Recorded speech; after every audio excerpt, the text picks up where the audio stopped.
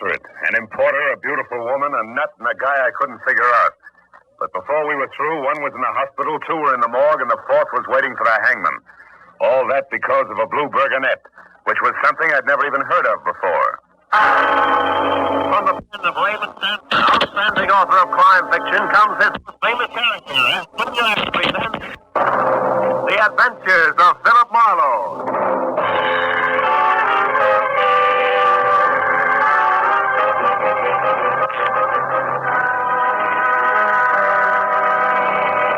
And now, with Gerald Moore starred as Philip Marlowe, we bring you tonight's exciting story, The Blue Burgonet. The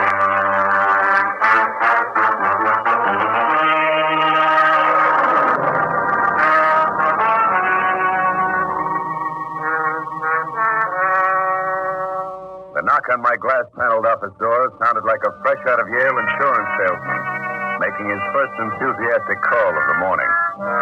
Yet when the door swung open, I was surprised to see a man with no more height and weight than a jockey, and all the boyish bounce of a New Year's Day hangover.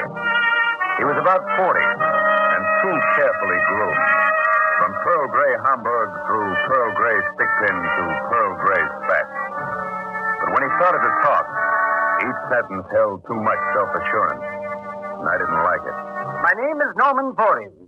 I'm an importer located here in Los Angeles, in San Francisco, and in the Orient. I'm Philip Marlowe, private detective, located all in one place, which means that your rent bill is higher than mine, and that's all. I have little time for flippancy, Mr. And I have less time for high-handedness. I don't make ends meet by pulling a rickshaw either, Mr. Voorhees. Cigarette? I don't... Thank you. Mr. Marlowe, I need an escort for a crate of rare silks, which is to be flown to San Francisco tonight. At $25 a day plus expenses, I could be your man.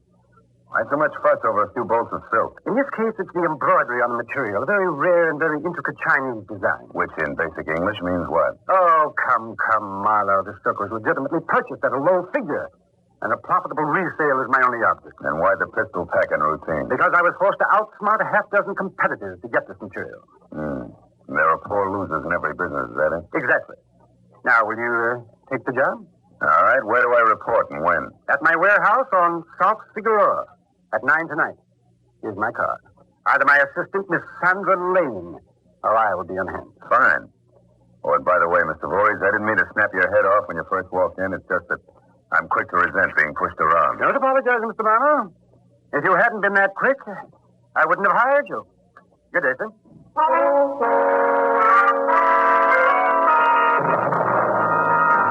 I stared at the decollete card Voorhees had given me and smiled until the staccato report of his built-up heels had faded down the corridor.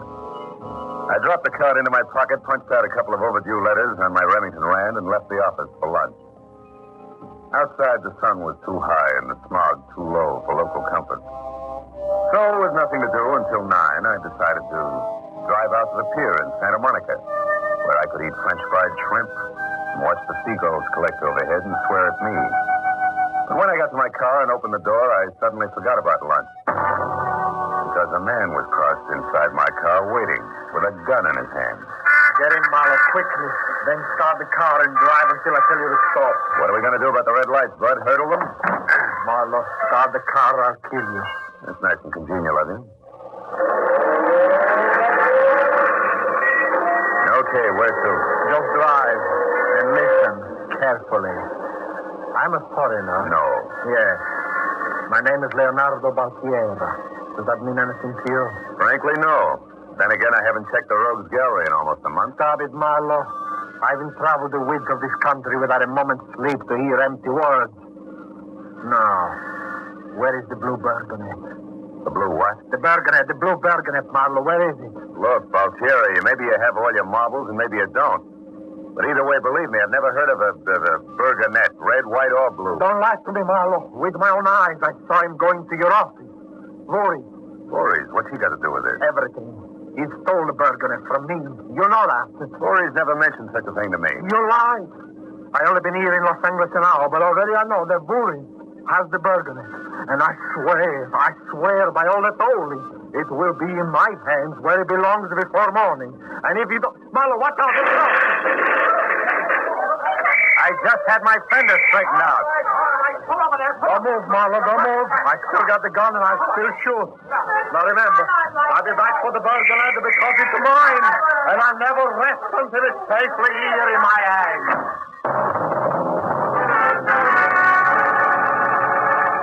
Before I could make a pass at Baltieri, he was gone.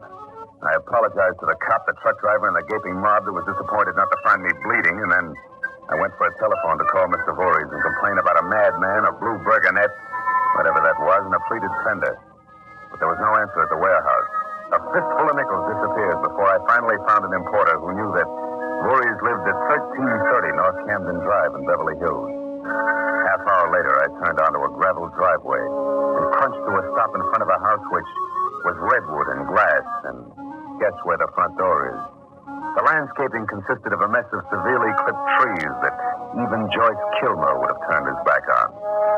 When I leaned against the front doorbell, a slew of Chinese gongs rang someplace deep inside, and I was ready for at least 2 Manchu when the door eased open noiselessly. Oh, but the collection of beautiful things that stood 5.5 feet above the threshold was about as Chinese as a butterscotch sundae and had a complexion to match. Her waistline was rye crisp and lettuce leaves, but the rest of her, strictly steak and potato. Her eyes were something a little greener than envy, and when she spoke, I couldn't figure out what Voorhees wanted with a bunch of old Oriental chimes. You always stare like that? Well, it's more polite than panting. Besides, you were surprised. I expected either Voorhees or something with a moon face and a kimono. Now, may I come in? Sandra. How did you know my name? I get around. Oh, you must be Mr. Marlowe. Please come in. Mr. Voorhees is finishing some business in the study, but I'm...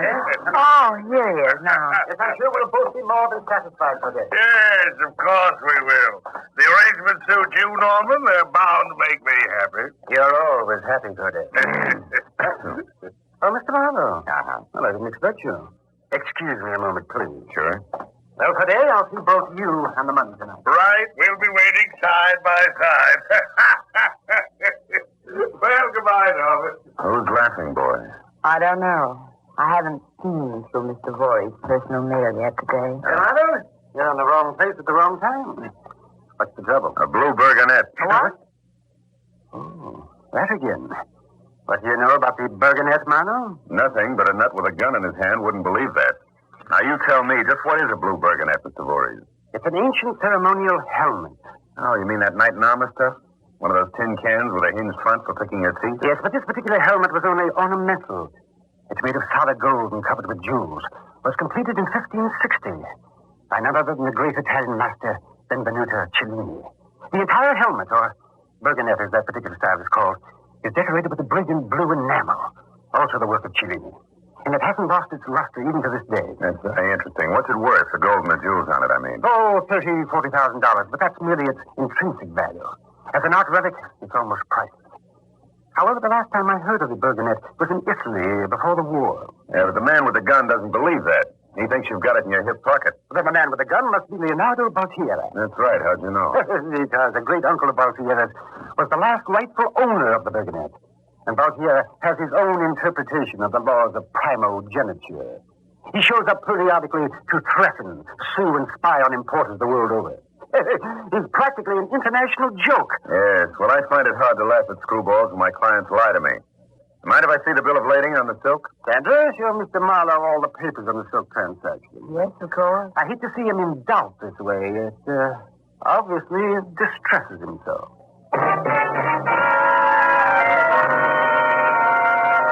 Sandra produced an armful of papers that looked more involved than the semi-annual report of the United States Gypsum Company. I pored over them until it was obvious to even the jade booters in the room that my real interest wasn't in any figure on paper. And then I left. But when I got into my car and rolled out of the driveway onto Camden, a black coupe pulled up sharply on the other side of the street. A long, thin face that was jacking up enough sandy hair to stuff an ottoman stared at me like I was a cyclops wearing harlequins. And he didn't let it go at that, because when I turned towards sunset, he swung around and followed. It stayed that way until we were out of Beverly Hills and along the strip. By then, I got curious to see just how far he'd go. So I signaled for a stop with all the subtlety of a Cub Scout sending his first message by semaphore, and I in front of a sandwich shop. A minute after I entered and sat down at the counter, Sandy Hair joined me. When we each had a steaming cup of coffee in front of us, he opened up. You mind passing the sugar, fella? Not at all. Now, do you mind telling me why I'm being tailed? Huh? Come on, tit for tat, you've got your sugar. Okay. I saw you coming out of Norman Voorhees' place in Beverly Hills. Now, what's he to you? I could say it was my mother, but you wouldn't believe me. I'm wasting my time. Mm-hmm. Are you interested in making a lot of money for a little information? A reward, you might say? Always. Information about what? A blue Burgonet. Say, I know a guy you ought to know. His name's Leonardo Valtiera, and blue Burgonets are his hobby. Matter of fact, you might even say that he's crazy about them. I'm shoving off, alone.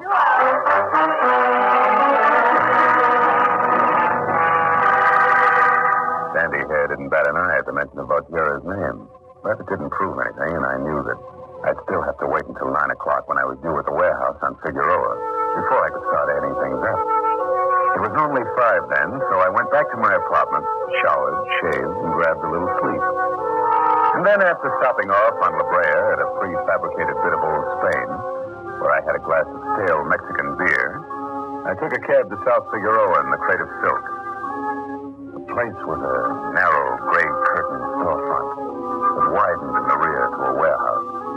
From the modest half-inch high gold letters and Voorhees Importer, I gathered that my client didn't care much for the off-the-street trade. It was exactly 9 o'clock when I knocked. It was 2 minutes after 9, and the knuckles on my right hand were bruised before a light went on inside. And Sandra Lane came to the door. Oh, Phil, I'm so glad you're here. Why? The price of silk dropping? Please, Phil, don't joke. I've heard nothing but strange noises in this warehouse ever since Mr. Voorhees left. Why, I finally locked myself in. Where is Voorhees? He had a phone call right after dinner. Something important. He asked me to wait for you. No? Where's the silk? In the back in the crate. Come on, let's hurry. All right. The sooner it's gone, the better I'll feel. There's a truck and a driver waiting outside in the alley. Here's the bill of lading for the pilot of the plane. Phil, What is it?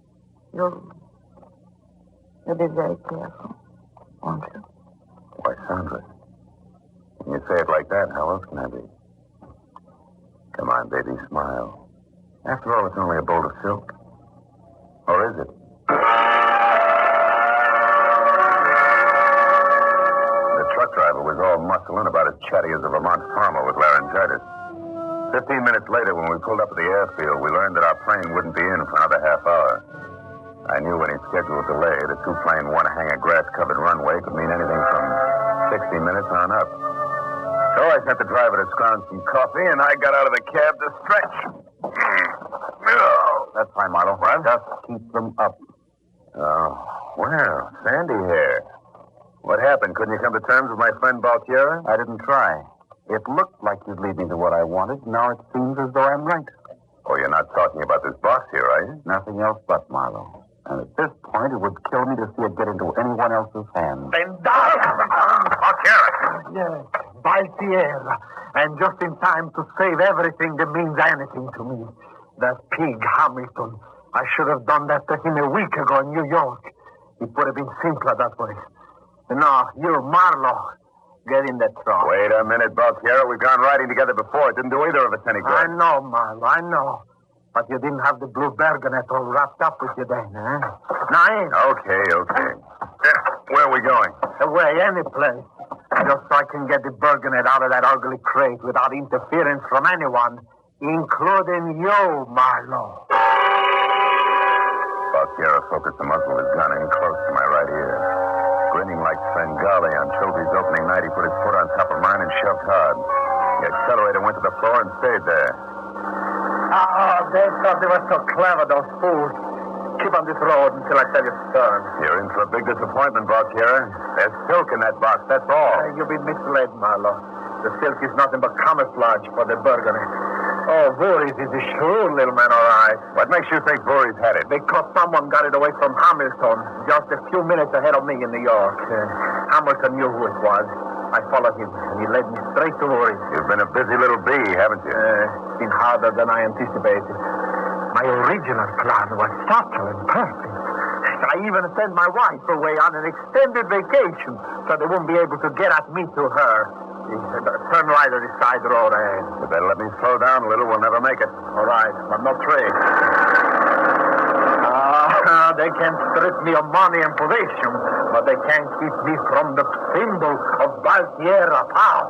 Can't buy much power these days for $30,000. That's what your fancy war bonnet's worth. To you cattle, yes. But the blood of ancestors that built an empire flows in my veins. To me, the Burgonet is the heart and soul of a tradition that will never die. I'm penniless now, but that golden helmet will be the source of an inspiration that will recreate the grandeur of my ancient family. Oh, brother, are you wound up? You'll need a balcony and 8 inches more chin to get away with that routine. Shut up. Stop over there under those trees and do just as I say. All right. Now what? Get out on this side. Now push that box off onto the ground. Aren't you afraid I might bend up your precious heirloom? Here is a tire iron. Rip the lid off. And a bullet flies fast, so don't try anything foolish. All right, all right. That's enough. It's loose. I'll be very pleased to do the rest to myself.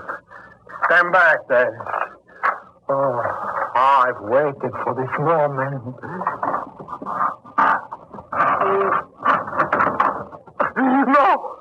No, it can't be. Boris Norman Voorhees. is dead. You tricked me. The Burgonet is gone. Wait a minute. I didn't do that. You fool, you killed the only man who knew where the Burgonet is hidden. Look, he's moving. What's that? When he turned to look, his jaw swung broadside to me, and I hung an hour never right on it that piled him into a heap behind the box. I took a quick look to be sure Voorhees was really dead. Then it struck me that whoever had packed him for shipment would go for Sandra next. I jumped into the truck and went back to the Figueroa warehouse, wide open. A single light still burned in the back. So I parked the truck and started around, on foot. The side door was ajar, and when I looked in, I saw Sandra backed against the wall by a man holding her at gunpoint. It was the sandy-haired Mr. Hamilton. I couldn't hear what was being said until I eased the door open, enough to get inside. I don't know. Really, I don't. Look, sister, you might as well tell me because I'm not leaving here until I know what's happened to the Burgonet. Please, I told you, I don't know anything about You're it. lying. Boy, he's got it and you know it. Now, where is it? What was that? Look out, Sandra! Come on! That's all! Drop it! No, you don't! Drop it! Oh, Philly, you all right? Yeah. Yeah, he missed me. It's kind of funny, though, how he collapsed all at once. I expected a real fight. It might be a trick. No, look at his face, like wet ashes. The guy's out cold. He really looks sick. Name's Hamilton, but who is he, anyhow? I have no idea. All I know is he came in with that gun in his hand while I was waiting here for Mr. Voorhees. Voorhees? Got a long wait, baby. Voorhees is dead. Oh, no. Yeah, I carried his body out of here myself in that box we thought was full of silk. Murdered? That's right. Oh. Incidentally, Sandra, do you always wait around with your coat over your arm? Well, no, Oh, Phil, I'm scared. I've got to tell you the truth now. Mr. Voorhees had the blue Burgonet. He said he bought it from someone, I don't know who. That shipment of silk to San Francisco was only a decoy to get Valtierra and this man Hamilton off the trail. Valtierra was decoyed to a vacant lot all of 10 whole minutes from here. Hamilton's right in our lap and Voorhees is dead. Fine. But those boys are playing for keeps. Where's the Burgonet now? I don't know. Please, Phil, believe me, I don't know anything more than that. I'm afraid I want to get out of here. Out of this whole mess. Listen. It's all right, Sandra. I got his gun. Let's bring him to and find out what his wrinkle is. Got some water handy? His head's been cut. Yes, there's water in the back. I'll go get some. Thanks. Okay, come on, Hamilton. Wake up. Come on. Come to life. Swing jerking to my feet. I made an end run around a line of Ming vases and dashed to the back door as the motor roared off down the alley. When I got to where I could see a pair of tail lights were just winking out of sight around the corner. And even before I turned, I heard another car coming up behind me. It was blacked out, and Leonardo Valtierra looked like a ghost that had just seen a ghost. He was at the wheel. I dived for cover as he threw some bullets in my general direction. Then he tunneled fast into an alley after the first car, leaving nothing but dusty darkness behind him. I'd been as outclassed as a stutterer at an auction. And I figured if I wanted to see Sandra's green eyes again, which I did, I'd better pry some fast answers out of Mr. Hamilton. He pair of rubber legs when I got to him, but I didn't give him the benefit of any doubt. Where's the girl? What happened back there? Nothing, just kidnapping, reckless driving, and assault with a deadly weapon, and I'm in the same mood, so don't move until I finish calling the police. The police? You're going to call the law? Yeah. And then you're going to give out with some straight information, and if you don't think I mean it, just try getting tongue-tied and see what happens. Oh, wait a minute, Marlowe. We've been wasting a lot of each other's time here. My membership card. H.J. Hamilton, investigator. Office of the Curator, Italo-Hispanic Museum, Chicago. Well, I was suspicious of you at first, Marlowe. Yet all the time we were on the same team and didn't know it. I hope the outside world never hears about this. Okay, Hamilton, now how does the real story go? Like this, 1, 2, 3. The museum inherited the Cellini helmet known as the Blue Burgonet from its owner, Alessandro Baltiero, who was killed in the war. He was Leonardo Baltiero's great-uncle, and he disinherited that bug years ago. I located the helmet in Italy and brought it to New York last week.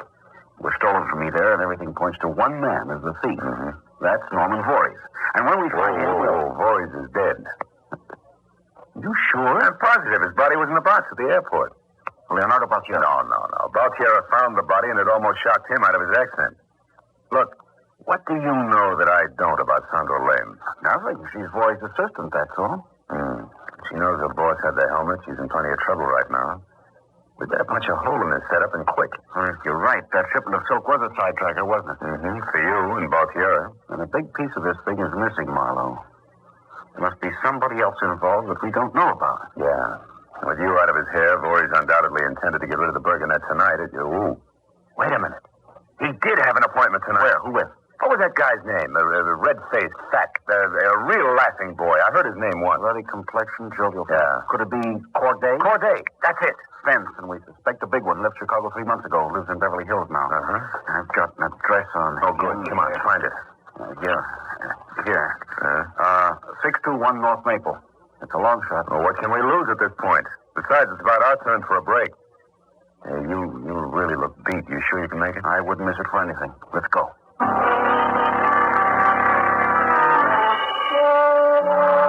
got into the black drive-it-yourself coupe Hamilton had rented and made for Beverly Hills. I drove because he was still slightly green from that crack on the head Baltiero had given him at the airstrip. When we turned into North Maple Drive, only one of the half a dozen houses on the block had a light burning.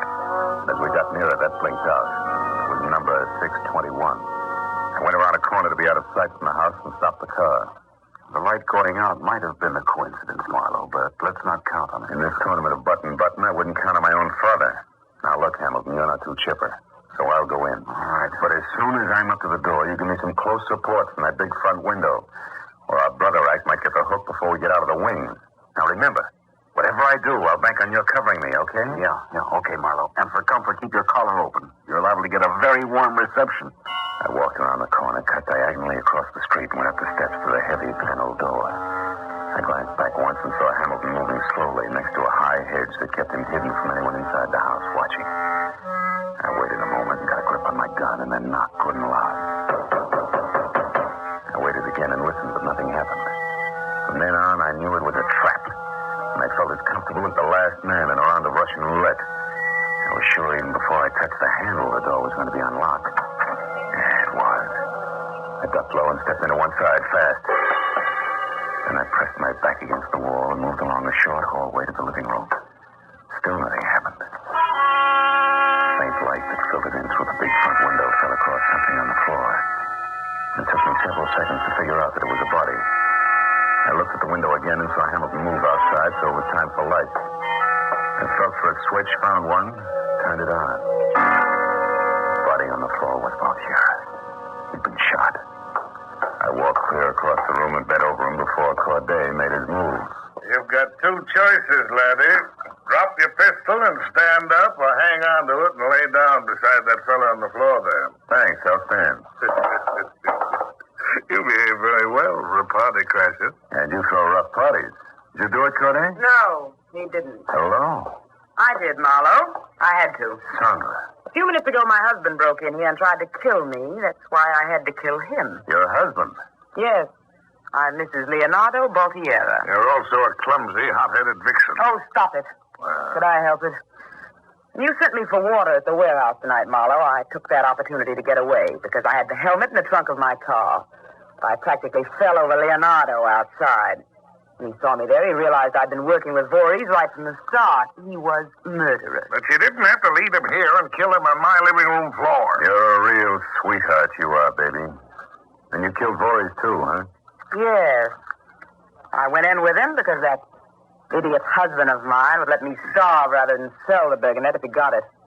But Voorhees was greedy. He double-crossed me by trying to sell it to Corday here without me. Once the jewels were stripped and the gold melted down, the trail would end, of course. I would be out. And that would have been fine by me. Norman Voorhees, at least, was a very deep, efficient little man. He's a very dead little man, so shut up about it. I'm getting nervous. Let's get rid of Marlowe here some way and finish our business. Not so fast.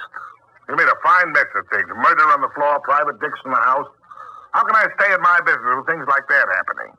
And before we settle anything else, we're going to clean it all up. Here, girl, take my gun. You're handy with them. All right, Marlowe, take the dead man's shoulder. Oh, sure. We're going to carry him out back to my car. Oh, of course, anything to help out. Wait. Huh? I might have known it. That's what I get for dealing with amateurs. What's the matter now? Look at him. He wants to go outside. Well, don't you get it yet? He's got help out there. Hamilton? That's right, kid. You scatterbrained fool, Sandra. You got me into this. Stay back, Corday. Give me that gun. Now.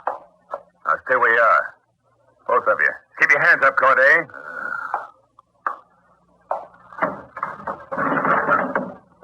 Okay, Hamilton. You can come in now. Everything's under control.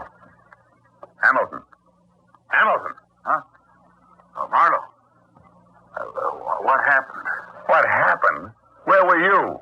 Well, I guess the minute I got here to the window,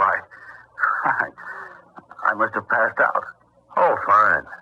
I was in here making brave, and you were out there, passed out cold.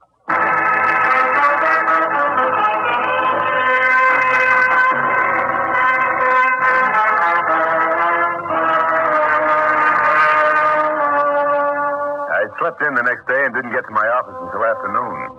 I found then that Hamilton had been calling all morning. When I returned his call, he said that on his recommendation, the museum would pay me $25 a day plus expenses to deliver the blue Burgonet to Chicago. He added that I had nothing to worry about because it would be packed in a well-labeled box to look like a shipment of Hickok belts and garters. But Hamilton was calling from the hospital. He had a fractured skull from the blow Valquiera had given him at the airport. So I'm going to take the job, all right. But just as a safety measure, I'm not going to carry that helmet in any box. I'm going to wear it.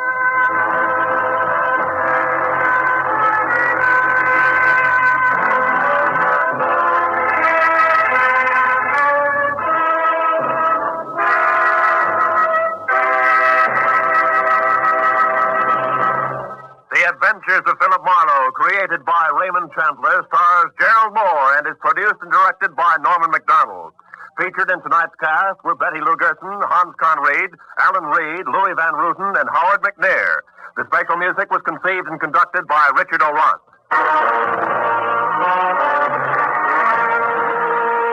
Be sure to be with us again next week when Philip Marlowe says... Strange things were going on that night.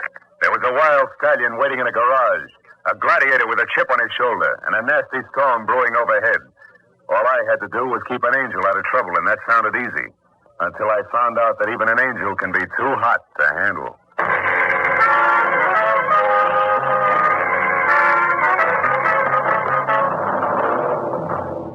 The Adventures of Now, living out in the open in the summer is fine. But living in the open in winter is quite a different matter. But that's exactly where you'll find millions of people in Europe and Asia. And many of those living outside are children. Support the Crusade for Children. Remember, the Crusade for Children represents 26 long-established relief agencies. Your gift goes to all these agencies. This is CBS, the Columbia Broadcasting System.